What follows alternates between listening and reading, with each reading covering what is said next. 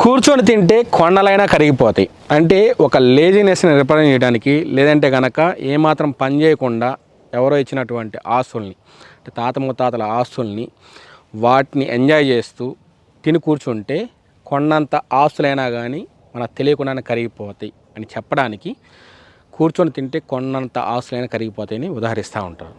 At the same time ఇంకో మాట కూడా ఏం చెప్తారంటే, చిన్న మొత్తంలోని పొదుపుల్ని ఇన్వెస్ట్మెంట్ చేయడం ద్వారా రెగ్యులర్గా మీరు ఆ ఇన్వెస్ట్మెంట్ వైపు మీరు కనుక మీ పొదుపుని డైవర్సిఫై చేస్తే మీరు కొన్నంత ఆస్తులను కూడా మీకు తెలియకుండానే సంపాదించవచ్చు అని చెప్పి కూడా మన పెద్దలు చెప్తూ ఉంటారు.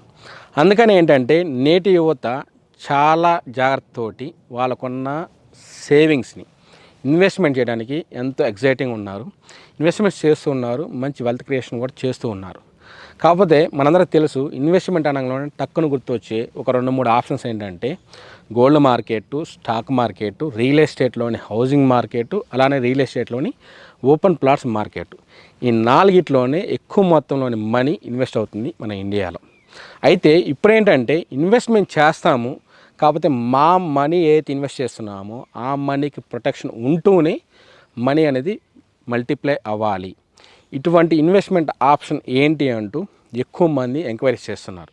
దానికి రీజన్ మీ అందరికీ తెలుసు, ఇప్పుడున్న కరెంట్ గ్లోబల్ సిచ్యువేషన్స్ అనేవి ఎక్కువ ఫ్లక్చువేట్ అవుతూ ఉన్నాయి. అంటే యుద్ధ వాతావరణం కావచ్చు, జాబ్ లే ఆఫ్స్ కావచ్చు, లేదంటే కనుక ట్రంప్ టారిఫ్ వార్స్ కావచ్చు, లేదంటే కనుక రీసెంట్ ఇండో పాకిస్తాన్ వార్ కావచ్చు.